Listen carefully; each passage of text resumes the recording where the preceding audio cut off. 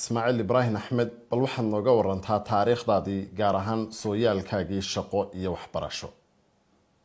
horta waxaan kusoo koray magaalada Hargeysa oo aan iskuulada ka galay. waxaan dugsigii hoose ka galay iskuul oran jiray European School oo Hargeysa ku yaala. dugsigii dhaxana badna waxaan ku qaatay Hargeysa, badna school boarding school ahaa oo ku yaalay Cadaadley. intii aan yaraayan Hargeysa ku korayay fasax kasta waxaan tagi jiray miyiga oo runtii ahaa miyigo isaguna ahaa school aan ka bartay wax badan oo noloshayda anfacay. marka miyiga tagana iskamaan dhigi jirin nin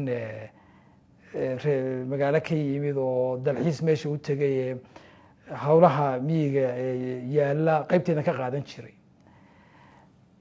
dugsigii dhexe markaan ka baxayna waxaan galay dugsi sare oo afkooda ku yaalay oo beeraha ahaa oo 3 sano oo kaliya ahaa.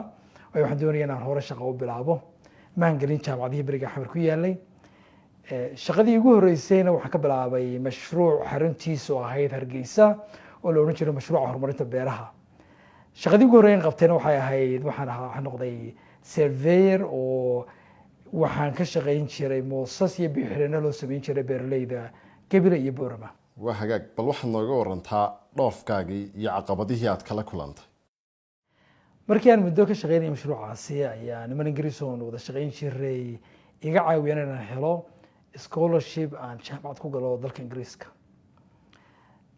markii aan fiisadii soo qaatay ee aan u diyaar garoobayay inaan dhoofo ayaa dagaalkii Hargeysa igu dhacay oo burburkii Hargeysa ka dhacay goobjoog baan ka ahaa. markaan muddo ku jirnay Hargeysana waxaan aniga iyo qolo kale wada shaqaynay baa tagnay magaalada Boorama. markaan Boorama gaadhnayna aniga iyo nin kale xisaabiyan oo ahaa ayaa markiiba looga yeedhay nabad sugidii Boorama ku taalay sina loogu daro dadkii markaa reer ahaan lagu qabanayay. waxa markaa nasiib wanaag warqad damaanada noo soo helay nin Cabdi Xashil oran jiro gobolka deegaanka Itoobiya ka soo jeeday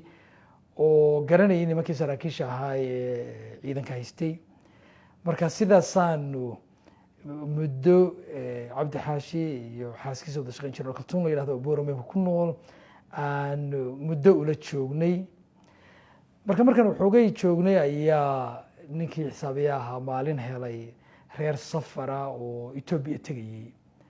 markuu baxay baa ana la igu yiri kor hadii ninkii aad ku wada qoraydeen warqadda damaanada uu baxay waa inaad adna magaalada si degdeg ah uga baxdaa. dabadeedna niman asxaab ahayn oo mashruuc ka wada shaqayn jiray ayaa ii soo helay nin la yiraahdo Geesh oo reer Boorama ahaa oo lahaa isku rogo milixda gurta oo Djibouti tagi jirtay. tiiba markaa aroor markii la eedaamay aan raacay waxaan iska dhigay Krishbay wax ka dambaa fuulay baasaboorkiina Geesh baa meel ku qariyay. sidaasaan markaa ku tagnay markii hore Saylac dabadeedna Djibouti. marka muddadii markii dagaal ku dhacay iyo waqtigan inta dhexda ku sii jiray muddo ka soo wareegtay. marka Djibouti tagay waxaan ogaaday dadkii markay istirsadeen aniga waxa lagu tiriyay dadkii aan dagaal ka soo bixin. aniga lafteedii waxaan ogaaday reerkaygii wixii dagaal ka baxay iyo wixii dhacay. markaan xoogay Djibouti joogayna waxaan baasaboorkii baa ii badbaaday oo fiisada lahaayo sidaasaan markaa Ingiriiskii ku galay. markii aan Ingiriiska tagay markiiba waxaan ogaaday in scholarshipka laga kasal gareeyay. markaasaan qolada World Bank lacagta bixinaysay iyo nimankaan wada shaqayn jiray la xiriiray dacwad qortay. ana ku dooday oo la warday scholarshipka wasta kumaan helin waxaan shaqaystay buu ahaa. iska xaasidnimana runtii waa laga kasal gareynaya lacagtu iska diyaar bay ahayd. adigu markaan muddo wixii daba socday waxaa la igula taliyay inaan u tago safiirkii dowladda Soomaaliya markaa u fadhiyay London. ninkaasoo runtii la igu yiri waxbarashada uu qiimeeyaa oo la saxarood ka soo jeeda oo ahaa dadkii waxbarashada Ingiriiska soo gaadhay ayaan maalin u tagay. sababta dadku qaarkood igu yiraahdeen hawting waxay ahayd waxaan ka qayb qaatay banaanbaxyadii lagu hor sameyn jiray safaaradda marka waxa caadiyan safaaraddu ay samayn jirtay dadka meesha ku banaan baxa sawiraa laga qaadi jiray, video baa laga duubi jiray. marka beriga waxaa la odhan jiray safaaradaha Soomaalidu dadka wixii ay mucaaradka la xiriirinayaan intoo sanduuq lagu rido ayaa xabad laga dejin jiray. sidii ugu yiraahdo war maxaad ka doonaysaa safaaradda adiga oo ka soo baxay dagaalkii iyo adigu waan safiirka waan u tegay waan ku dhiriday niman baan u sheegay ku haddii aan hore uga soo bixi waayo bal booliiska u sheega. marka ninkii u tegay safiirka ahaa uga warramay scholarshipkan inuu ahaa midaan soo shaqaystay, wuxuu ii sheegay inuu iga caawinayo in bahalkii dib laygu soo fasaxo. markaasuu igu yidhi waxaad yeeshaa waxbarashada galo, markaad dhamaysto waxbarashada haddaad doonayso ee sanabta ku biir. isagu ilaa markaa wuxuu haystay inaan sanabta ka tirsanaa, laakiinse kamaan tirsanayn dee sawirkayga ku arkay banaanbixii aan ka qayb qaatay. horta sidaasaan markaa jaamacaddii ku galay oo lacagtii laygu soo diray. waxaa ninkii maarayaha noo ahaa iyo nin hindi oo xisaabiya ayaa lacagtii bariga xaday. intii loo soo diray laakiinse waxay igu filaatay inaan fiilis ka bixiyo iyo wuxuu uga yaro aan reerkii wixii xiriyo qaxootiga joogay aan u diray. si aan markaa u helo lacag aan ku noolaado waxaan bilaabay inaan qabto shaqooyin iska temporary oo anigoo waxbarashadii full-time-ka ku jira. shaqooyinka runtii aan iska murmaalka ahayn kasoo shaqeeyey waxaa ka mid ahaa inaan guro midhaha bahalkan la yidhaahdo strawberry-ga iyo tamaandhada kale ah. maalintii ugu horreysay shaqadaa qabto waxay noqotay shaqadii igu adkeyd malaha soo qabto, waayo maalintii oo dhan iyadoo roob da-ayo ayaad marna gurguranaysaa, mar aada fooraraysaa. markaase waxaa lacag lagu siin jiray inta trayan maalintii buuxino. maalintaa markii aan kusoo noqday meeshii aan deganaay aan sariirtaydii fadhiistay anigoo aan iska saarin kabihii dhoobada lahaa, wax jirkaygu dhamina strawberry urayo ayaan anoon kabihii iska saarin gamay. beryaha aan howlaha ka shaqayn jiray ayaan markii ugu horreeyay bilaabay inaan xawaalad ingiriiska ka sameeyo. marka xawaaladdu waxay lacag u diri jirtay magaalada Dirdhaba oo ahayd meesha qureed ee ugu dhowaa dadkii xiriyaha qaxootiga ku jiray inay lacag ka soo qaataan. marka waxaa wakiil ii ahaa niman ganacsi ku haystay Dirdhabe, ana London baan kasoo diri jiray lacagaha. muddo kadibna markii lasoo noqday ayay nimankii bilaabeen ganacsi kale oo xawaaladii markaa saasaanu beriga ku joojinay 1990 iyagoo ay moodayeen in wadanka dadku ay dib uga soo noqonayaan oo aan lacag bala soo diri doonin. markii aan ingiriiska tegay waxbarashada aan bilaabay waxay ahayd postgraduate diploma oo maan samaynin first degree ama digriga koowaad maan samaynin, laakiinse shuruuddu waxay ahayd haddii aan diblomada marks fiican ama darajo fiican keeno waxaa la ogolaanayaan masters toos u galo. marka runtiina si wanaag 2 sano gudahood ayaan masters ku qaatay. sanadkii saddexaadna waxaan bilaabay PhD. marka waxaan berigii PhD marka waxaan bilaabay markii dhulka lagu soo noqday. marka waxaan goostay inaan PhD ku sameeyo Somaliland oo aan daraasad ku sameeyo dadku sidii ay uga soo kabteen burburkii. marka waxaan Hargeysa ku soo noqday anigoo daraasadda PhD-da soo wada 1992 oo weli Hargeysa dunsanayd ammaankeeda runtii aanu fiicnayn. markaa daraasadii dhameeyey ayaan haddana dib ugu noqday Ingiriiskii. fursaddii labaad ayaan Hargeysa ugu soo noqdayna waxay ahayd 97 haddii shir waxaan jeclaan jiray inaan Hargeysa ku noolaado oo meel kastoon tegay runtii Hargeysa ka jeclaa. marka beriga waxaan ku biiray daraasad ay waday jaamacadda Ingiriiska ku taalla oo geeska Afrika ka shaqeynaysay. berigaasi markaa nooga soo baxday qiyaas ah in Somaliland oo kaliya loo soo diri jiray lacag 500 milyan oo dollar ah, waayo hay-adaha UN-ta oo iyagu ku doodi jiray inay dadkeena masruufaan. beriga waxay warbixinada ku qoran jireen in lacag aan ka badnayn 10 bilyan oo dollar sanadkii loo soo diray Somaliland. marka laakiin lacagaha 500 milyan ee Somaliland loo soo diri jiray waxaa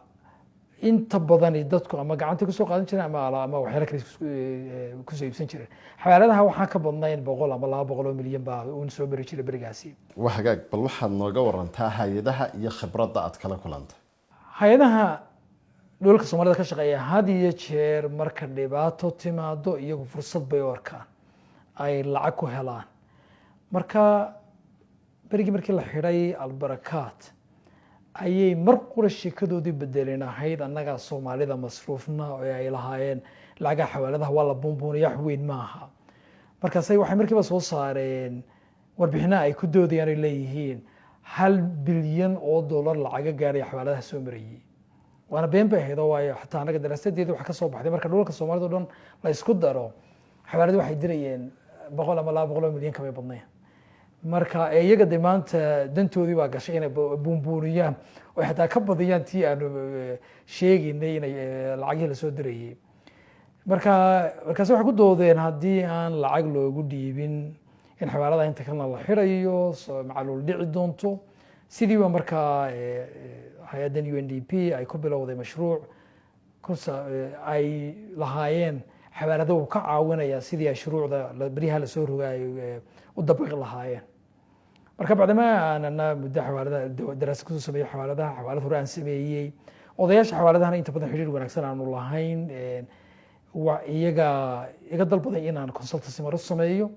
sidaasaan markii dambena shaqaalihii UN-ta uga mid noqday. marka mashruuca xaruntiisa Nairobi bay ahayd, ingiriiska ka tegay ilaa Nairobi baan tegey. markii aan shaqada bilaabayba waxaan arkay musuqmaasuq baahsan oo runtii si bareera loogu boobayo lacagtii mashruucaasi loogu deeqay. marka runtii mar waxaan goostay inaan London base ka noqdo, waxaan ku iri meeshan iskaga tag. haddana markaan sii rogrogay waxay ila noqotay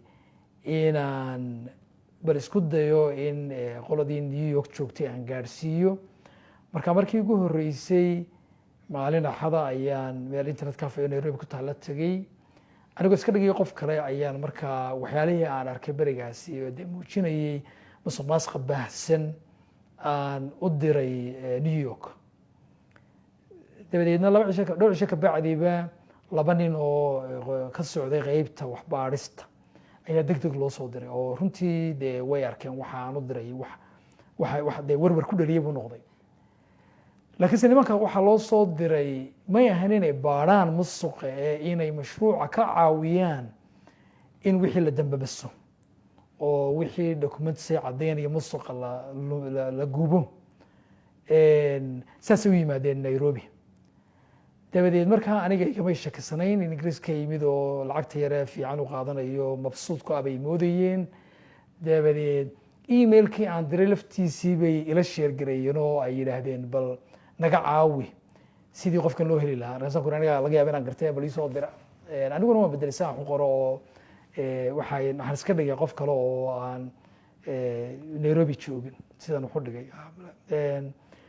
waxaa kaloo markaa igu yidhaahdeen bal wax alla wixii macluumaad ee documents ee mashruucu leeyahayna soo qaad nimankan baa eegaye. waxaanay u doonayeen markaa inay waxaa gubaan meeshan xafiiska Nairobi UNDP-da wiigiiba mar baa dab la gelin jiray waxa documentska oo dabadeed markaasaan damcay inaan fursadda ka faa'iidaysto oo waxaan u tegay qaybtii IT-ga UNDP oon ku iri documents bay auditors ku yidhaahdeen baan markaa bal waxaad siisaan access ama qaab aan u helo documentska meesha ku jira computerada systemka. markaa network bay lahaayeen. dabeedna qoladii qalad bay sameeyeen oo anigu ismaan lahayn ba ilaa xadkaas waxaa lagu fasaxayaa waxay siiyeen admin rights ama wax ii suuro geliyey documentsko kaliya maaha inaan xataa emailada isku dirayeen oo dhan ee mashruuca ku saabsanaa aan helo. tii markaan helay ayaan dabadeedna wixii ay emailada isku dirayeen oo dee kumanaan noqonaysa ilaa maalintii mashruuca la bilaabay ilaa waqtigaan waan ku beeri doono oo qaarkood runtii si bareer looga hadlaya sida mashruuca loo hadayo aan fursad u helay. wixii baan markaa soo qaatay oon muddo ka shaqaynayay. adigu muddo 8 bilooda ayaan galabtii markan Flatiron ku jiray tago aan qorayay dossier waxaa dee ay cadaymihii ku jiraan emailada. marka berigaa markii hore waxaan doonayay reerkayguna igu soo biiro oo Nairobi imaado laakiin marka waxaan arkay waxaan soo kulay meesha malaha sii joogi kara maysidee London baan u daayayo ana berigaa waxaan galay meel u dhoweyd meel la yidhaahdo Sarit Center oo Nairobi ku taalla oo lahayd ammaankeedu fiicnaa waa Nairobi haddaad waxaa gasho waa in dad isu ilaalisaa dabadeed beryahaasaa markaa mar anigana la ii bedelay Dubai oo la yidhi qolada xawaaladaha halkaas xarun ku leeyihiin u dhawow ayaan maalintii aan ka dhoofiyay Nairobi saacad ka hor intaan airport ka tagin baan markaa doosiyarkii isagoo aan soo daabacay iyo isagoo emailaba u gudbiyay anoo raacaya sidii procedure ku ahaa marka waxaan 8 bilood ka soo shaqeynayo de cadeymihii u dhan yihiin waxa emailada aan helay ayaan leeyahay waa kuwan wixii dadkii waxday sidan bareerka wuxuu gurtay dabeedna markaan gacan tagay Dubai waxay ka daba yimid mar dambe markii wixii kala soo tashadeen New York iyo qolooyinkii kale auditorska ahaa New York ba nin madaxno ahaan jiray marka ninkii uu ila soo fadhiistay maalin markaan Dubai tagay kama baqanayo si wanaagsan ma wada hadleen marka ninkii intaan hotel fadhiisanay ayuu ii sheekay ugu yiri waan wixii aad soo dirtay waan arkay waan akhriyay wuxuu yiri nin CV wanaagsan leh oo mustaqbal leh baa tahay meeshan waxa la yiraahdaa UN-ta qaabkan aad moodayso uma shaqeyno waxaan la noqo oo iska baxa haddii aad sidaa yeeli weydana mashruucana waa la xirayaa adna shaqadaada waad ku waayeysaa weliba heri maysid reference aad dib meel kale uga shaqeyso xawaalad dambe dib uga shaqeyn maysid bil haddaad waxaa sii wado anna waxaan ku yidhi haddaad baari weydaan ood waxaa cid weliba ka madax bannaan nimankii berigii yimid aad u diri weydaan sida dawgu yahay waxaan u gudbin doonaa administratorka UNDP haddii isagu waxba ka qaban waayana waxaa ii fasaxa oo procedurekeenu sheegaya inaan media la share gareeyo sidii baan ku kala tagnay ninkii marka mashruucii markiiba waa la xidhay magara lacagtiina waa la qaybsaday badna waxaa loo soo diray urur yaro xawaalado marka ay sameeyeen oo odayaashii xawaaladaha iska aaminsiinayeen anna sidaasaan marka waa berigii financial crisis ku jiray oo marka weligay waa markii ugu horeysay aan camal aan igu dhacdo ku shaqo beelay oo shaqadeeda saa ku joogsatay waa hagaag bal waxaad iga warantaa fikirka well remit goormuu kugu dhashay markii shaqadaydii la joojiyey ayaan dabadeedna ku noqday London markaasaan doosiyerkii ama reportkii hore aan diray ku daray in aniga shaqadaydii aan ku waayay wixii hore qoray dabadeed oo welibana intaasoo nimanka kuma joogin xataa meelihii kale islahaayeen ka shaqayn karaya warqada loo qoray waxay sameeyeen xataa xawaaladaha ayaa shir loogu qabtay Nairobi oo lagu yiri ninkaas waa nin dhibaato wada ee telefoonada xataa ka qaadina sidii baan markaa warbixintii oo sii faahfaahiyay wixii kale intii aan joogay dabadeed dhacay iyo weliba xataa lacagihii markaa wixii ka harsanaa wixii lagu qabtay iyo sidii intii kalena loo sii musuqay aan ku sii daray baan markaa u diray ninkii markaa madaxda ka ahaa UNDP New York fadhiya oo procedure-keega saa sheegayay qoladii bahalkii halkii waxba kamay soo qaadin dabadeedna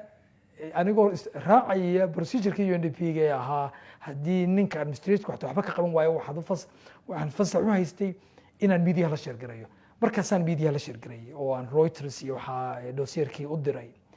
dabadeedna markii meediyihii qoreen weliba gabadh Congress-ka Mareykanka ka mid ihii tiri lacagaha laga joojiyay UNDP wixii dibadda soo baxeen ayay yiraahdeen imankaanu baaraynaa dabadeedna baaristii muddo qaadatay adigu sanad guuradii afraad maalintii aan internet cafe-ga Nairobi tagay ayaan kiiskii ka helay qoladii UNDP oo dabadeedna markaa ay siiyeen lacag magdhowa oo ahayd sanad mushaharkii iyo lacago kale oo ay berigi hore iga joojiyeen marka intaasaan noqotay lacagtii ugu horeysay aan ku maalgeliyo weerarmid oo markaa aan bilaabay waaba isku soo beegmeen sidaasay markaa aan shaqadii weerarmid aan ugu wareegay oo aan weliba uga shaqeeyay weerarmid waayo kole daana bacdama aan reference helaynin dariiq kaloo ii banaanaaba muu jirin oo waxay noqotay inaan beryihii hore weliba toddobaadkii 80 saacadood baan ka shaqeyn jiray World Remedy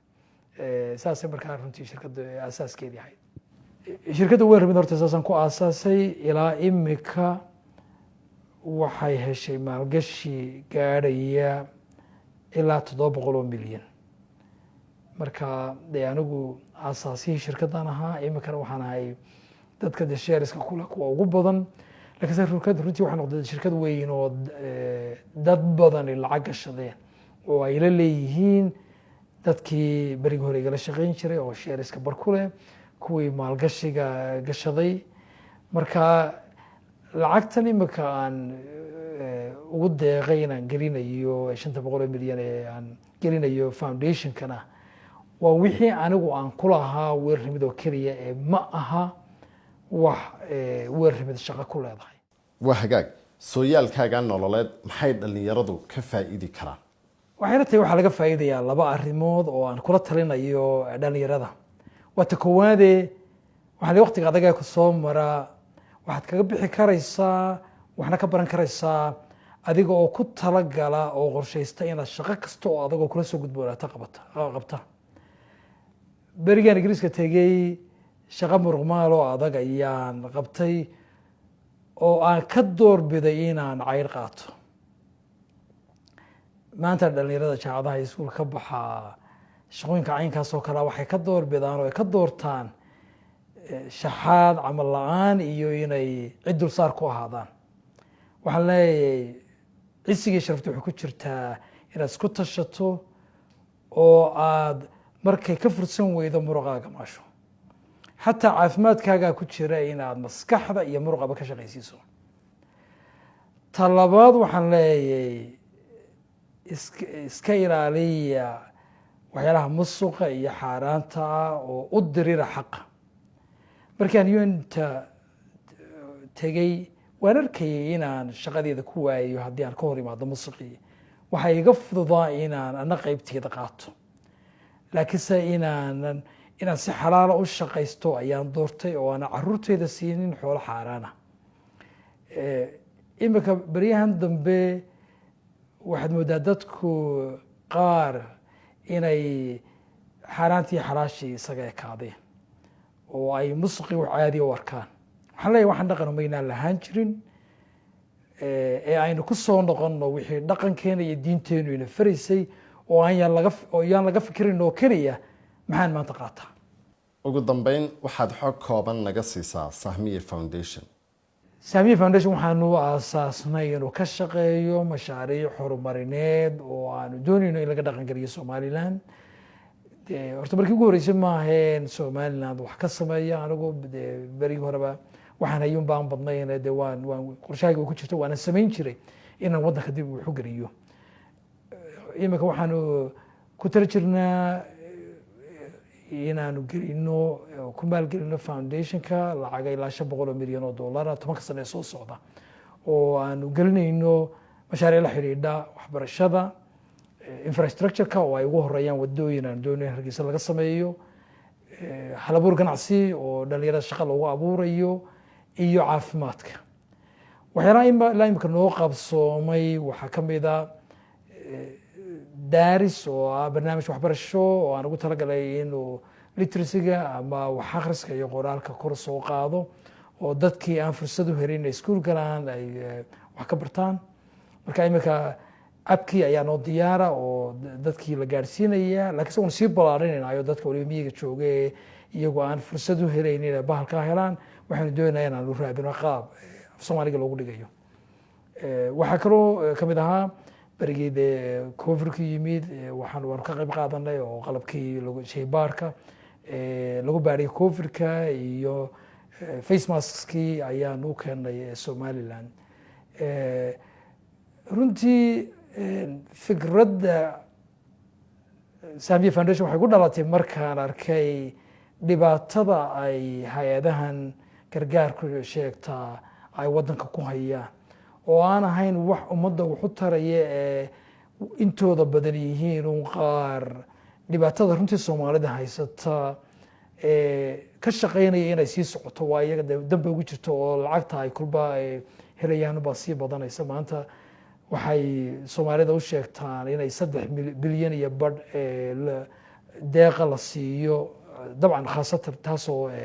inta badan Soomaaliya la siiyo, laakiinse waxaas waa waxun dhibaato ummadda u leh, waxba uma soo kordhiya.